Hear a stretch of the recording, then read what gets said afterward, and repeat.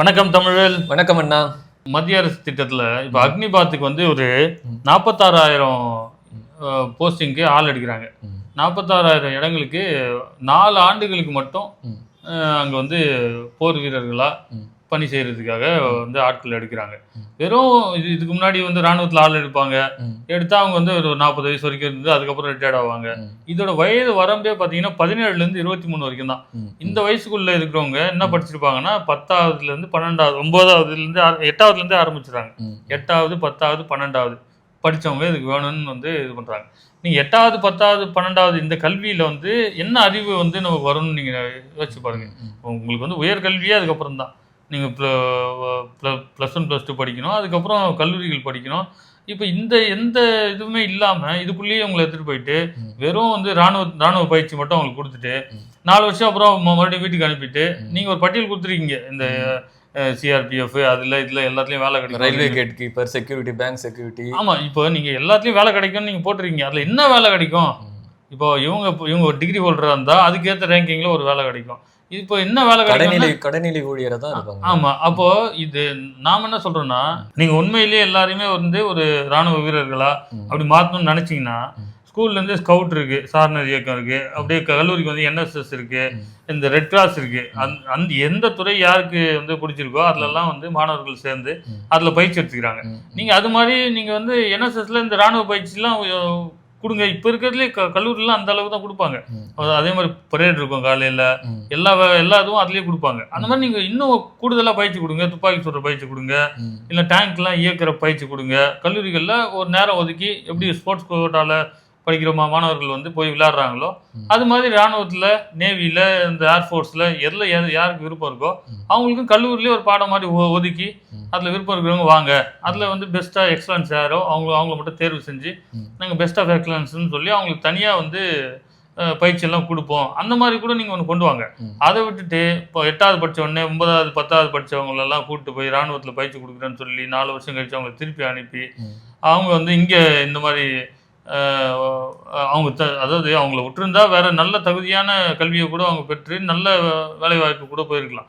நீங்கள் வந்து இப்போ இருக்கிற வறுமையை பயன்படுத்தி இராணுவத்துக்கு ஆள் வேணும், 4 வருஷத்தில் என்ன போர் பண்ண போகிறீங்க, யாரோட போருக்கு போக போகிறீங்க, என்ன பண்ண போகிறீங்க?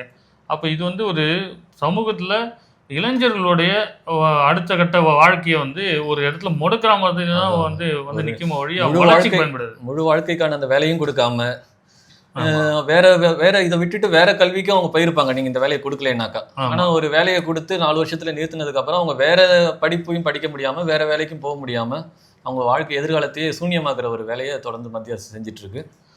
இப்போ யூபிஐ பேமெண்ட்ஸு மத்திய அரசு வந்து சொல்லியிருக்கு, தனிநபர் பரிமாற்றங்களுக்கு வந்து கட்டணம் கிடையாது. ஆனால் இதுவே வந்து தொழில்முறை பரிமாற்றங்கள், ஏதாவது ஒரு தொழில் பண்ணுறாங்க, பிஸ்னஸ் ரிலேட்டடாக போகிற எல்லாத்துக்கும் வந்து அதுக்கு வந்து சார்ஜஸ் இருக்கு அப்படின்னு சொல்றாங்க. அப்போ அந்த சார்ஜஸ் அப்படின்னு நீங்க சொல்றது வந்து யார்கிட்ட இருந்து எடுப்பாங்க அப்படிங்கறது இந்த அரசாங்கம் எப்ப யோசிக்க போகுதுன்னா நமக்கு தெரியல. அந்த தொழில் பண்றவங்க அந்த சார்ஜஸ் ஏத்துக்குவாங்களா அப்படின்னு பாத்தீங்கன்னா, இன்னைக்கு வரைக்கும் கிரெடிட் கார்டு இதெல்லாம் நம்ம பயன்படுத்துறோம். கிரெடிட் கார்டை நீங்க போய் ஒரு இடத்துல சேர்த்தீங்கன்னா, ஒரு எலக்ட்ரானிக் பொருளோ, ஒரு கேமராவோ, ஒரு லைட்டோ ஏதோ வாங்குறீங்க, ஒரு 50,000 ரூபா வருது, நீங்க தேய்க்கிறீங்கன்னா 2% 2% வந்து கூடுதலா வரும்னு சொல்லி அந்த கடைக்காரங்க நம்பிட்டு தான் வாங்குறாங்க. அப்போ இந்த மாதிரி எந்த ஒழுங்குமுறையுமே இல்லாம நீங்க வந்து இந்த மின்னணு பரிமாற்றத்துக்கு எல்லாரையும் தள்ளிட்டீங்க. இப்போ ஜிபே, கூகுள் பே, இந்த பேடிஎம் இது எல்லாத்தையும் வச்சுதான் எல்லா வேலையும் நடக்குது. இப்போ கரண்ட் பில் கட்டுறதா இருக்கட்டும், வேற எந்த பில்லு கட்டுறதா இருந்தாலும் மேல ₹1 ₹2 வந்து இப்போ பிடிச்சிதான் அவங்க வந்து அந்த பில்லையே கட்டுறாங்க. ஆரம்பத்துல இலவசம் அறிமுகப்படுத்திட்டு எல்லாத்துக்கும் காசு.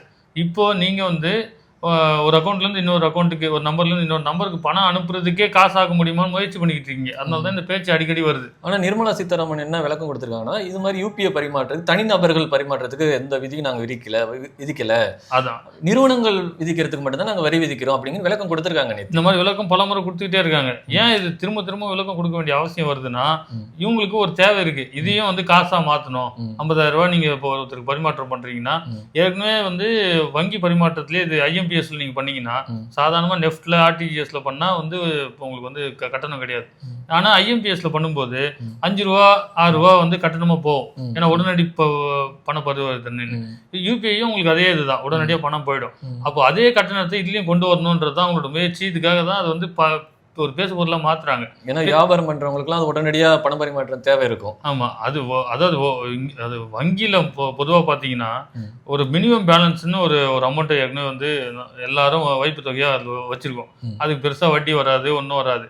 அது லட்சக்கணக்கான மக்கள் வந்து ஒரு வங்கியில் தங்களோட பணத்தை சும்மாவே போட்டு வைக்கிறாங்க. அதில் குறைந்த வட்டிக்கு. அது ஒரு வருஷம் கழிச்சு நீங்கள் மெயின்டைன் பண்ணுறதுக்கு மொத்தமாகவே 200 300 அவங்க கொடுத்தானே பெரிய விஷயம் அந்த மினிமம் பேலன்ஸ்க்கு அந்த இன்ட்ரெஸ்ட்.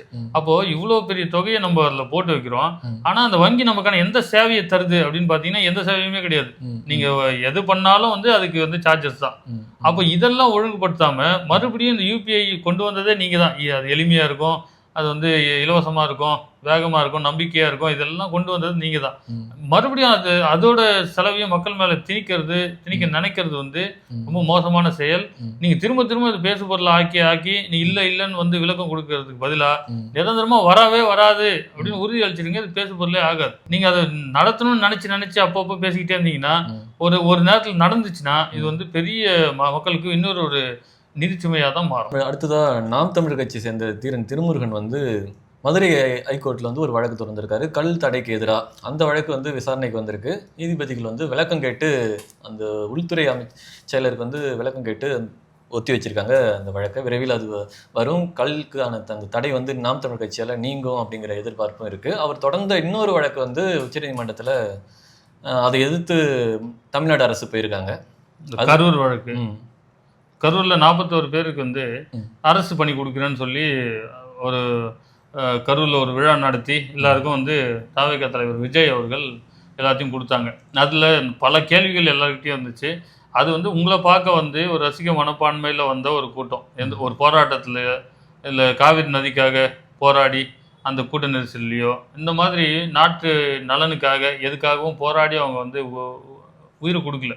உங்களை பார்க்க வந்த இடத்துல நடந்த விபத்தில் அவங்க வந்து இறந்து போயிட்டாங்க. அதுலேயே இன்னும் அதுக்கு சிபிஐ விசாரணை இருக்குது. அது எப்படி நடந்துச்சு, யார் அதுக்கெல்லாம் காரணம், அதெல்லாம் சிபிஐ விசாரணையிலே இருக்குது. அதுவே ஒரு வழக்காக தான் இருக்குது. அதில் நடந்த ஒரு சம்பவத்துக்கு நீங்கள் நீங்கள் ஹீரோயிசம் காட்டுறதுக்காக நீங்கள் ஊருக்கு முன்னாடி போயிட்டு எவ்வளவோ விஷயங்கள் செய்ய வேண்டியது இருக்குது. 41 பேர் வீட்டுக்கு நீங்கள் அரசு பண்ணி கொடுக்கறது தான் முதன்மை வேலையா? பல லட்சம் பேர் டிஎன்பிசியில் தேர்வு எழுதிட்டு வேலை கொடுக்காம போராடிக்கிட்டு இருக்காங்க, காத்துக்கிட்டு இருக்காங்க. இன்னும் பல லட்சம் பேர் வந்து அந்த டிஎன்பிசி எக்ஸாமுக்காக படிச்சுக்கிட்டு இருக்காங்க, அந்த தேர்வை நோக்கி காத்துக்கிட்டு இருக்காங்க. இந்த மாதிரி எக்கச்சக்கமான இது இருக்கும்போது நீங்கள் போயிட்டு உங்களால் பாதிக்கப்பட்டவங்க நீங்கள் கொடுங்க வேணா. நீங்கள் இப்போ உச்சத்துலேருந்து வந்தவர் தானே, பல்லாயிரம் கோடி சம்பாதிச்சு வச்சுருக்கீங்க, 200-300 கோடி சம்பளம் வாங்கினவர் தானே, கொடுங்க. ஆளுக்கு ஒரு 50 கோடி கொடுங்க. எதுக்கு அரசாங்க வேலை? 50 கோடி இருந்தால் தொழில் பண்ணி அரசாங்கத்தில் கொடுக்குற சம்பளத்தை விட அவங்கள இன்னும் செழிப்பாகவே வாழ முடியும்ல. 2 காம்ப்ளெக்ஸ் கட்டி விடுங்க. அதே கரூரில் 4 காம்ப்ளெக்ஸ் கட்டி விடுங்க, 4 லாட்ஜ் கட்டி விடுங்க. அமைச்சர் ஆதவ அர்ஜுனா கூட சொந்தமாக நிறைய நிறுவனம் இருக்குது. ஆமாம், ஒரு நிறுவனத்தை எழுதி வைங்க. அதனால அது உங்களுக்காக நடந்தது. உங்களை பார்க்க வந்து அவங்க வந்து உயிரிழந்தது. அதுக்காக வந்து நீங்கள் கஷ்டப்பட்டு அதுக்காகவே தன்னோட வாழ்நாளில் பாதி நாள் இழந்து ஒரு கல்யாண நிகழ்ச்சி கூட போகாமல் வீட்டில் இருந்து படிக்கிறது, காலையில் சரியாக தூங்காமல் காலங்காத்தால எழுந்துச்சு படிக்கிறது, இந்த மாதிரி அதுக்காகவே பல பேர் இருக்காங்க. அப்போ அவங்களோட உரிமைகளை அவங்களோட இது வந்து நீங்கள் பறிக்காதீங்க. தட்டி பறிக்கிறது வந்து அந்த வாய்ப்பை நீங்கள் பறிக்கிறதே ஒரு கொலை தான். அவங்களுக்கான வாய்ப்பு அதை வந்து நீங்கள் இன்னொருத்தருக்கு அவ்வளோ எளிமையாக வந்து எடுத்து கொடுத்துடாதீங்க. அதனால அதை எதிர்த்து நாம் தமிழ் கட்சி சார்பாக தொடரப்பட்ட வழக்கு வந்து இப்போ விசாரணைக்கு வரப்போகுது. அதில் வந்து 2 தரப்பையும் நீதிபதிகள் விசாரிப்பேன்னு சொல்லியிருக்காங்க. ஒரு நல்ல தீர்ப்பு வரும் அப்படின்னு எதிர்பார்ப்போம். ஆமாம், இப்போது நம்ம நம்பி இருக்கிறது இந்த நீதித்துறையை மட்டும்தான். நம்ம நியாயத்தின் பக்கம் நிற்கிறோம், நியாயத்துக்காக போராடுறோங்கிறத வந்து மறுபடியும் நீதித்துறை வழங்குகிற அந்த தீர்ப்பில் இருந்து தான் மக்கள் உணர்றாங்க. இதிலும் வந்து ஒரு நல்ல தீர்ப்பு வரும். அந்த கல் இறக்குவதற்கான உரிமைக்காக போடப்பட்ட வழக்குலையும் ஒரு நல்ல தீர்ப்பு வரும். தொடர்ச்சியாக இந்த மண்ணுக்கும் மக்களுக்கும் எதெல்லாம் வந்து எதிராக இருக்கோ அதுக்கு எல்லாம் சட்ட ரீதியாகவும் மக்களாகவும் நின்று போராடுகிற நாம் தமிழர் கட்சி என்றும் இந்த மக்களோடு துணை நிற்கும். எங்களை ஆதரிக்கிற அத்தனை பேருக்கும் நன்றி, வணக்கம். நன்றி, வணக்கம்.